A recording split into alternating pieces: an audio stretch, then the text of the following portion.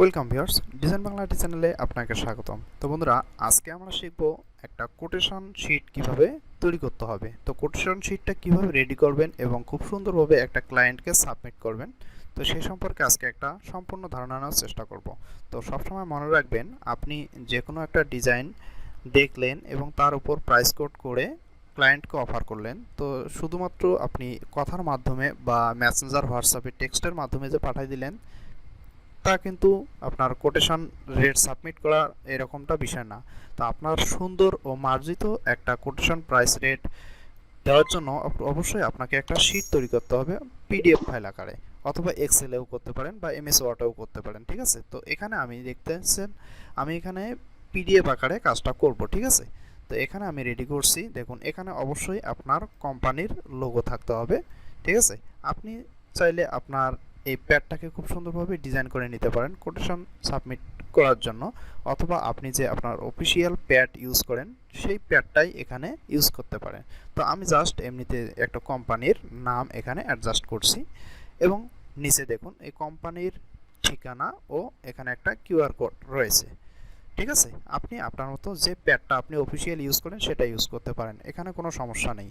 এবং সাথে অবশ্যই এখানে দেখতে পাচ্ছেন কি টু, এখানে আমি কোন প্রতিষ্ঠানের উপর এই কোটেশন শিটটা রেডি করতেছি বা ওই প্রতিষ্ঠানের সঙ্গে আমি কাজ করব বা কোনো আইটেম আমি চাচ্ছি বা কোড দিব, তারা যদি তাদের মানসম্মত প্রাইজের মধ্যে হয় যে না আমরা এর কাছে কম রেট পেয়েছি, এর কাছ থেকেই আমাদের প্রোডাক্টটা প্রিন্ট করে নেব, তাহলে সে আপনাকে অবশ্যই দিবে। তো দেখুন এখানে ওই প্রতিষ্ঠানের নাম লিখবো, ঠিকানা, ব্যাস। এখন এখানে সাবজেক্ট কি, price offer for below items printing and supply. তো এখানে প্রিন্টিং অ্যান্ড সাপ্লাইয়ের জন্য আমরা এই সমস্ত কোডগুলো তাকে অফার করব। ঠিক আছে, তো অবশ্যই ডেট মেনশন থাকবে, আপনি যেই দিন ডেটটা মানে কোটেশনটা সাবমিট করবেন। তো পরিশেষে দেখুন এখানে কিন্তু একটু ব্যাপার আছে, আপনাকে বুঝতে হবে যে আসলে আপনি একজন ক্লায়েন্টকে বা ভেন্ডরকে আপনি কি কি বিষয়ে কাজ করবেন বা কি কি থাকবে না থাকবে, কোনটার কত পিস কত কি, এরকম সব কিছু মিলে কিন্তু আপনাকে একটা টোটালি রেট দিতে হবে। তো অবশ্যই আপনাকে কিন্তু এটা মাথায় রাখতে হবে। আর এটা বলে রাখি যে আপনি যদি প্রাইস কোটেশন করতে না পারেন বা প্রাইস কোটেশন কেমনি করতে হয়, তো এই সম্পর্কে আমার ভিডিও রিলেটেড আছে অনেক আপলোড করা, আপনারা চাইলে আমার ভিডিও ডেসক্রিপশনে গিয়ে খুঁজে দেখতে পারেন যে আসলে প্রিন্টিং প্রেস কোটেশন কিভাবে করতে হবে। তো ওই কোটেশন সম্পর্কে আপনি আগে আইডিয়া নেবেন, তারপর আপনি এই কাজে চলে আসবেন, কারণ কোটেশনটা করার পর আপনাকে কিন্তু এরকম শীট তৈরি করতে হবে। শীট তৈরি করে তারপর আপনি নির্দিষ্ট ক্লায়েন্টকে এটা সাবমিট করবেন। ঠিক আছে, তাহলে খুব সুন্দর একটা ভিউ দেখাবে, আর এই ভিউয়ের মাধ্যমে তার কিন্তু 50% কাজটা দেওয়ার আগ্রহ বেড়ে যায়। ঠিক আছে, কারণ আপনি যদি মুখে হোয়াটসঅ্যাপ মেসেঞ্জারে টেক্সট দিয়ে আপনি প্রাইস রেট দেন, তাহলে সেটাতে কিন্তু কোনো রকম কোনো গুরুত্ব থাকে না বা কোনো রকম কোনো প্রুফ থাকে না। আর এটাতে কিন্তু 100% একটা প্রুফ থাকে। ঠিক আছে, এটা সবসময় মাথায় রাখবেন। তো দেখুন এখানে আমি এসএল নং দিয়েছি, তারপর এখানে নেম অফ আইটেম দিয়েছি, মানে পার্টিকুলার্স নামগুলো আছে যে মানে প্রোডাক্টের নাম, তাহলে ইনার কার্টুন বিপিএনওএল প্লাস, তাই না, 30 মানে ট্যাবলেট আছে। হ্যাঁ, তারপর এখন আপনাকে এই ডেসক্রিপশনটা কিন্তু খুব সুন্দরভাবে সাজাইতে হবে। এখন এই ডেসক্রিপশনটা কিভাবে সাজাইতে হবে এটা অবশ্যই আপনার জানা দরকার। সর্বপ্রথম আপনি স্পেসিফিকেশন অথবা সাইজ লিখবেন, তারপর লেন্থ, উইথ এবং হাইট কিসে আছে, ইনার কার্টন সবসময় এমএম এ হয়, তো আমি লেন্থ উইথ হাইট একসঙ্গে দিয়ে এমএম দিয়েছি। এবং অবশ্যই পেপার নামটা উল্লেখ থাকতে হবে। পেপারটা কত জিএসএম, দেখুন 300 জিএসএম ইউজ করছি আমি এখানে, সুইডিশ বোর্ড। দেন এখানে আছে কালারটা আসলে কি, আপনার যে ইনার কার্টুনটা বা ডিজাইনটা আছে সেটা আসলে কয় colour, 1 colour, 2 colour, 3 colour, 5 colour, 7 colour, যত কালারে হোক ঠিক তত কালার এখানে আপনি উল্লেখ করে দেবেন, এবং তার উপর ডিপেন্ড করে আপনাকে কিন্তু কোটেশন করতে হবে। এবং প্রিন্ট উইথ ভার্নিশ, তো ইনার কার্টুন যেহেতু সেই কারণে এখানে কিন্তু ভার্নিশ নেবে তারা। তো এখানে যদি ইনার কার্টুনের পরিবর্তে তো অন্য ফ্লায়ার, ক্যাটালগ বা অন্য কিছু ফুড মেনুটেনো হইতো, এখানে যদি থাকতো ম্যাট ল্যামিনেশন উইথ স্পট, তাহলে অবশ্যই আমি এখানে ম্যাট ল্যামিনেশন উইথ স্পট। এখানে যদি থাকতো এমবোস, তাহলে অবশ্যই আমি এমবোস দিতাম। এই প্রোডাক্টে যদি থাকতো ফয়েল, তাহলে অবশ্যই আমি ফয়েল দিতাম। তো স্যান্ডি টেক্সচার, মেটালিক যেটাই থাকুক ঠিক সেটাই এখানে আপনি উল্লেখ করে দিবেন। মানে আপনি একটা প্রোডাক্টের উপর যে সমস্ত কাজগুলো এ টু জেড করবেন ঠিক সেগুলো কিন্তু এখানে স্পেসিফিকেশনে তুলে ধরতে হবে। তা না হলে কিন্তু সমস্যা হবে, কারণ একটা কাজ আপনার প্রোডাক্টের মধ্যে করা লাগবে কিন্তু এখানে স্পেসিফিকেশনে তুলেন নাই, তাহলে সেই ক্ষেত্রে আপনাকে কিন্তু রেট লেস হয়ে যাবে। মানে ওই ক্ষেত্রে আপনাকে প্রোডাক্টে আপনার যে কাজটা করলেন সেক্ষেত্রে আপনার লস হয়ে যেতে পারে, ঠিক আছে। তারপর ইনার কার্টুন, এটা হচ্ছে বোথ সাইড ওপেন, মানে দুই দিকে মাথা ওপেন করা যাবে, এটাকে বুঝাইছে, এটা বোথ সাইড।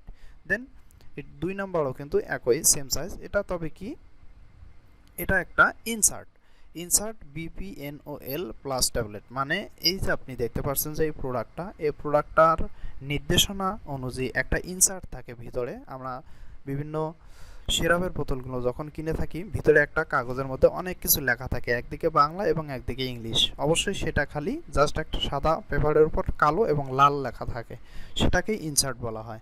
তো দেখুন সাইজ আছে 220 এবং 95 mm। কালার এক কালার থাকে অথবা দুই কালার থাকে। পেপার এটা হচ্ছে 61 জিএসএম, 65 অথবা 70 জিএসএম পেপারে নেয়, তবে সবসময় আমি 61 জিএসএম পেপারে দেখেছি এবং সাজেস্ট করি যে 61 জিএসএম পেপার হয়। এবং উইথ ফোল্ডিং, এটা অবশ্যই তারা ফোল্ডিং আকারে চেয়েছে যে আপনার এই পেপারটা যেহেতু একটু লম্বা সাইজ সিস্টেমে আছে, এটা মাঝখানে একটা ফোল্ড করে নেবে তারা।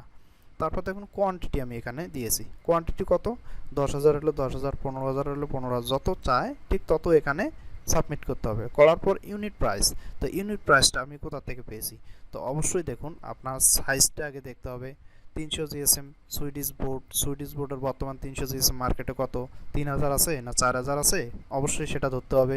4 কালার প্রিন্ট, আপনার প্রিন্ট কস্ট কত আসবে, এবং বোথ সাইড ওপেন, এটা অবশ্যই একটা ডাই তৈরি করতে হবে, এবং ডাই কাট আছে, সাথে ভার্নিশের একটা চার্জ আছে, প্রিন্টের চার্জ আছে, এবং পরিশেষে আপনার যে 10,000 পিস ছাপা হবে, তো 10,000 পিসের জন্য আপনার একটা 300 জিএসএম সুইডিশ বোর্ড আপনার এই সাইজের উপর ডিপেন্ড করে, একটা সুইডিশ বোর্ডে কয়টা বের হবে তার উপর ডিপেন্ড করে আপনাকে কতগুলো কাগজ বা পেপার বা বোর্ড কিনতে হবে, সেটা হিসেব নিকেশ করে আপনার সব কিছু মিলে, মানে যত টাকা আপনার এই একটা প্রোডাক্টের উপর খরচ হচ্ছে সব কিছু মিলে যোগ করে ঠিক এই 10,000 দিয়ে একটা ভাগ দিতে হবে, মানে কোয়ান্টিটি দিয়ে ভাগ দিতে হবে। ভাগ দেওয়ার পর সর্বসাকুল্যে পার পিস একটা ইনার কার্টুনের রেট পড়তেছে ধরুন 1 টাকা 85, মানে 1 টাকা 85 পয়সা, ঠিক আছে।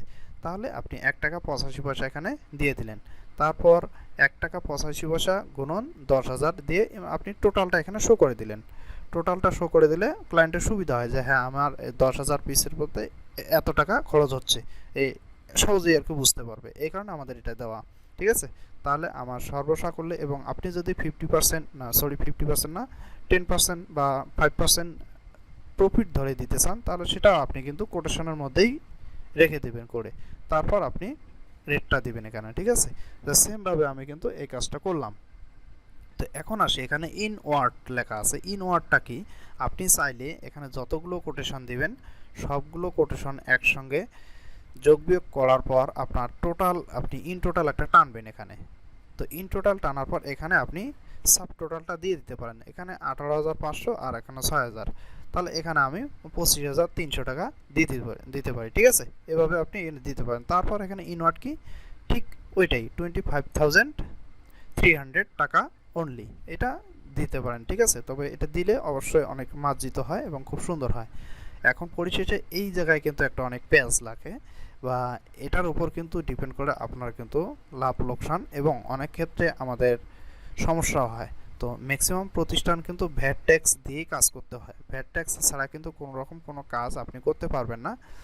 তো কারণ কি, আপনি যখন এই ইনার কার্টুন বা যে কোনো প্রোডাক্ট হোক আপনি যখন ডেলিভারি দিতে যাবেন, এগুলো তো অবশ্যই রাস্তাঘাট দিয়ে নিয়ে যেতে হবে। তো রাস্তাঘাট দিয়ে নিয়ে যাওয়ার সময় যদি আপনাকে কোনো সার্জেন্ট বা পুলিশ বা আইনের লোক আটকে চেক করতে চায় যে এগুলো কি, অবশ্যই দেখবে এগুলো আপনার ম্যাটেরিয়ালস, তো ম্যাটেরিয়ালসে ভ্যাট ট্যাক্সের চালান দেখান।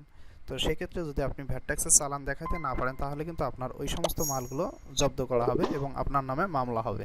তো যেহেতু আমাদের দেশে একটা সিস্টেম আছে, আপনি ব্যবসা করুন আর যাই করুন, যেটাতেই করুন না কেন, আপনি যদি অবশ্যই ইনকাম ট্যাক্স মানে যে ব্যাপার আছে ওইটা সম্পর্কে জানেন তাহলে তো অবশ্যই বুঝতে পারছেন যে আসলে ভ্যাট ট্যাক্সটা কি। তো অবশ্যই আপনাকে ব্যবসা করতে গেলে আপনাকে ভ্যাট ট্যাক্স দিতে হবে। তো সেক্ষেত্রে আপনাকে 15% ভ্যাট ট্যাক্স দিতে হবে। আপনার যতগুলো কাজ করেন না কেন তার উপর 15% ভ্যাট ট্যাক্স। তো যেহেতু আমি এখানে ভ্যাট ট্যাক্স অ্যাড করতেছি না, আমি ভ্যাট ট্যাক্স ছাড়াই তাকে কোটেশন রেটটা পাঠাবো। তো ভ্যাট ট্যাক্স ছাড়াই যদি আমি তাকে কোটেশন রেটটা পাঠাই তাহলে অবশ্যই এখানে এক্সক্লুডিং লিখবো। এক্সক্লুডিং, এক্সক্লুডিং মানে ভ্যাট ট্যাক্স ছাড়া, ভ্যাট ট্যাক্স ছাড়া এই প্রাইস রেটটা আসছে। আর আমি যদি দেই তাকে ইনক্লুডিং ভ্যাট অ্যান্ড ট্যাক্স, তাহলে অবশ্যই এখানে ভ্যাট ট্যাক্স অবশ্যই অ্যাড করে নেবেন এই সমস্ত রেটের মধ্যে। যদি ইনক্লুডিং লিখতাম তাহলে অবশ্যই আমার এই প্রাইস রেটের মধ্যেই ভ্যাট ট্যাক্স যোগ আছে। আর যেহেতু আমি এক্সক্লুডিং লিখছি তাহলে আমার এখানে ভ্যাট ট্যাক্স যোগ করা নাই। এই সমস্ত টাকার সাথে আরও যদি ক্লায়েন্টের সঙ্গে কথা হয় বা কাজ হয় অ্যাজ পার গভর্নমেন্ট রুল অনুযায়ী ভ্যাট অ্যান্ড ট্যাক্স ওটা আলাদাভাবে নিতে হবে, ঠিক আছে। তো পরিশেষে এখানে কি আছে আমার একটু নিচের দিকে দেখি, এখানে আছে রিসিভার সিগনেচার। আপনি যদি সরাসরি কোনো ক্লায়েন্টকে দেন তাহলে অবশ্যই তাকে দেওয়ার পর সিগনেচার তো করবেনই। আর যদি আপনি অনলাইনে সাবমিট করতে চান তাহলে অবশ্যই এখানে আপনি এটা ব্ল্যাঙ্ক রাখবেন, কারণ এটা তো সব ক্লায়েন্টের তো আর সিগনেচার আপনার কাছে থাকবে না। যদি রেগুলার কাজ করেন সেক্ষেত্রে আপনার কাছে থাকতে পারে। তবে এখানে আপনার একটা সিগনেচার অথবা আপনার কোম্পানির সিল যে থাকে সেটা এখানে জাস্ট এখানে বসায় দিতে পারেন, বা আপনার পার্সোনালি সিগনেচারও দিতে পারেন। তো ব্যাস, মোটামুটি আপনার এইটুকু কাজ করলেই কিন্তু আপনার কাজ পাওয়া খুবই একটা দারুণ একটা টেকনিক কাজ করে। কারণ আপনারা অনেকে দেখবেন যে ম্যাক্সিমাম লোকজন করে কি, মার্কেটিংয়ে যে কাজ করে সরাসরি তাদের সঙ্গে কথা বলে, প্রোডাক্ট কি কতগুলো লাগবে হ্যান ত্যান এটা সেটা করে তারা মেসেঞ্জার, হোয়াটসঅ্যাপ, আপনার অনেক কিছু বর্তমান যে একটা মাধ্যম হয়েছে এগুলোর মধ্যে তারা রেটটা পাঠাতে দেয় শুধু। তো এটা আসলে একটা খারাপ দিক বা ভালো না, কাজ পাওয়ার কোনো গুরুত্ব থাকে না। আর আপনি যদি ঠিক এভাবে শিটটা তৈরি করে ক্লায়েন্টকে খুব সুন্দরভাবে একটা পিডিএফ ফাইল পাঠান তাহলে কিন্তু তার কাছে খুব সুন্দর একটা মুড চলে আসবে এবং সে সব কিছুই জাস্টিফাই করে দেখতে পারবে যে আসলে কোনটা কত কি কি আছে নাই সব কিছু মিলে কত টাকা কষ্ট হচ্ছে না হচ্ছে খুব সুন্দরভাবে সে বুঝতে পারবে। তাহলে আপনার কাজটা পাওয়া একদম ইজি হয়। তো অবশ্যই অবশ্যই আপনি যদি ব্যবসা করতে চান বা কোটেশন রেট কাউকে পাঠাতে চান অবশ্যই আপনি ঠিক এভাবে কোটেশন রেট শিটটা সাজাবেন, সাজানোর পর সাবমিট করবেন। তো বন্ধুগণ অবশ্যই আপনি এই সমস্ত টিপসগুলো অ্যাপ্লাই করবেন। তো জানি না এই ভিডিওটি দেখে আপনাকে কেমন লাগলো অবশ্যই জানাবেন। তবে এই সমস্ত ভিডিওটা তাদের জন্যই খুবই গুরুত্বপূর্ণ যারা নিজস্ব প্রতিষ্ঠান আছে বা কাজ করতেছেন বা আপনি ক্লায়েন্ট ম্যানেজমেন্ট করতেছেন, তাদের ক্ষেত্রে এই ভিডিওটা খুবই উপকারী। তো যাই হোক, অবশ্যই কমেন্ট বক্সে জানিয়ে দেবেন যে আসলে এই টিউটোরিয়ালটি আপনাকে কেমন লাগলো। তো ধন্যবাদ, ভালো থাকুন, সুস্থ থাকুন, গুড বাই।